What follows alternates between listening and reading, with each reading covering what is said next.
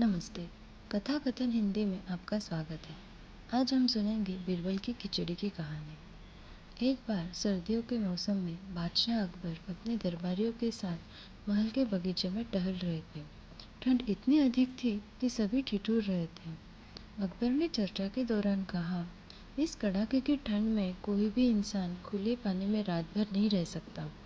बीरबल ने तुरंत उत्तर दिया, जहाँपनाह, कुछ लोग अपनी ज़रूरतों के लिए कुछ भी सहन कर सकते हैं। अकबर ने कहा, अगर ऐसा है तो साबित करो। अगर कोई ऐसा कर सके तो मैं उसे इनाम दूंगा।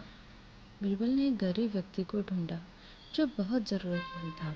उसने कहा, अगर तुम ठंडे पानी में पूरी रात खड़े रहोगे तो बादशाह तुम्हें इनाम देंगे।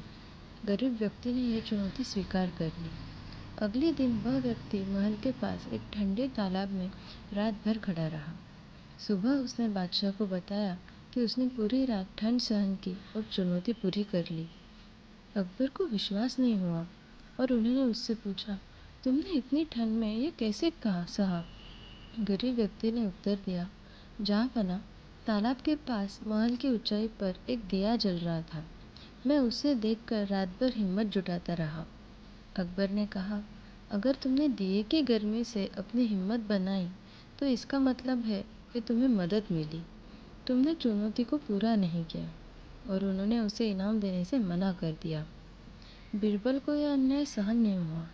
अगले दिन उन्होंने अकबर को सिखाने के लिए एक योजना बनाई। उन्होंने अपने घर पर खिचड़ी बनाने की तैयारी की, लेकिन उन्होंने खिचड़ी पकाने के लिए हंडी को बहुत ऊंचे स्थान पर लटका दिया और नीचे से जलाकर खाना पकाने लगे। अकबर ने यह देखा और पूछा, बीरबल, ये क्या कर रहे हो? इतनी ऊंचाई पर हांडी लटका कर दिए से खाना कैसे पकेगा?